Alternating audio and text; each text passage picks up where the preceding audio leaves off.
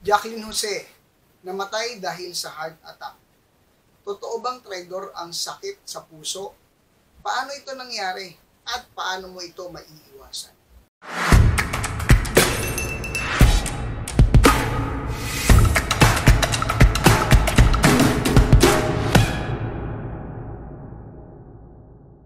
Doc Nan, Holistic Medicine Health Coach, Doctor. Kapag may mga nabalitaan tayong namatay dahil sa sakit na puso, agad tayong natatakot. Dahil hindi natin naiintindihan ano ba ang nangyari sa biktima o sa taong namatay dahil sa sakit sa puso.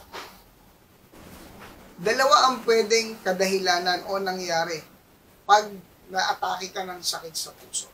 Kung gusto mo talagang malaman ng sagot kung traitor ang sakit sa puso o hindi, manood ka hanggang dulo.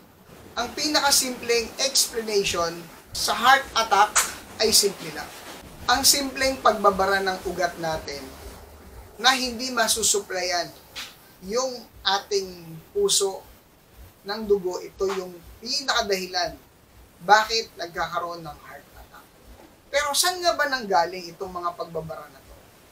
Pwedeng sa plaques, dahil ito yung mga cholesterol build-up, fats, excess protein, o kung ano pa mang basura sa katawan natin. Kaya pag nagbara, ayan na yung mangyayari. Pwede ring blood clot. Pag nagpatong-patong yung mga dugo natin at nagbara, isa pa ito sa dahilan. Pero paano nga ba nangyayari ito? At ano yung pwedeng eksaktong nangyari kay Jacqueline Jose, bakit siya inatake sa puso? Kadalasan nangyayari ang atake sa puso kapag madaling araw. Ito yung oras pag gumising tayo. Ano nangyayari dito? Pag gumising ka kasi kadalasan dehydrated ka. Yung dugo mo malapot. Hirap ang blood circulation. Katulad nga sa example na sinasabi ko, yung cellphone, na kapag binuksan mo, di ba naglo-loading muna siya. The same thing sa katawan natin. Kailangan makuha niya muna yung harmony ng katawan natin.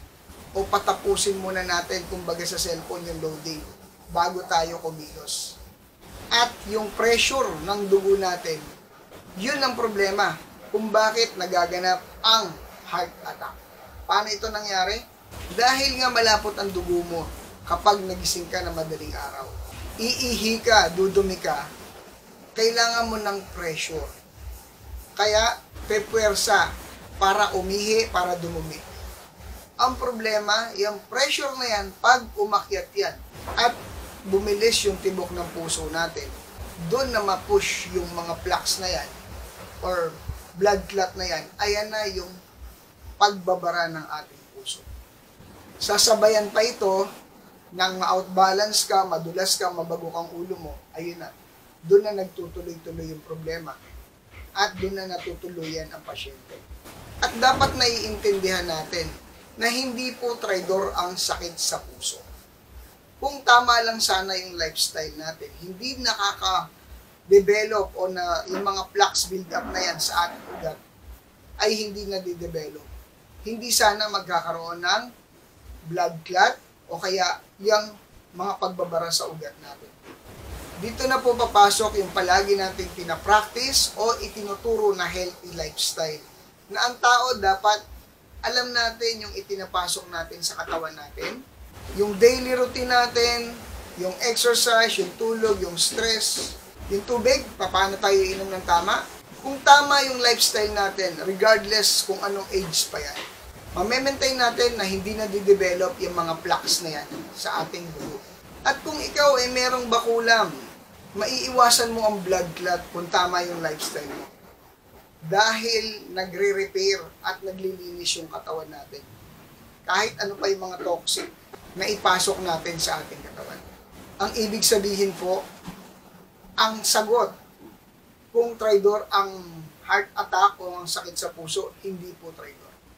Kaya lang po ito nagiging traitor kung unhealthy yung lifestyle natin. Pero kung tama yung ginagawa nating daily routine, tama yung mga kinakain natin, wala pong sakit sa puso na mangyayari sa atin. Kaya habang gumaganda yung buhay natin, sana wag nating kalilimutan i-maintain yung tamang kalusugan. Dahil ang totoo, ang heart attack o stroke man yan, nape-prevent po yan. Kung naintindihan lang sana natin at nagagawa natin, again, ang tamang lifestyle. Hanggang sa susunod. Oops, bago ka mag-skip, para hindi maligaw o magkamali sa tamang detoxification at tamang healthy lifestyle, join my health coaching program. Bakit mo kailangan mag-join sa health coaching membership? Marami tayong ginagawa, akala natin tama. Marami tayong healthy lifestyle, hindi naman pala healthy. Meron tayong mga ginagawang unhealthy, yung pala naman healthy. Para alam mo yung daily routine mo, daily healthy lifestyle na tama, tamang diet, unlimited question and answer. One-time membership payment lang ito. Continuous learning dahil hindi mo naman ma-absorb ng mabilisan o instant ang tamang kalusugan. At meron itong GC na isa lang ang direksyon pagdating sa kalusugan. At ang foundation ng health coaching ay ang user's manual ng tao, ang Bible. Pag-message lang directly sa aking messenger, nasa baba ng link, kung interested sa health coaching membership.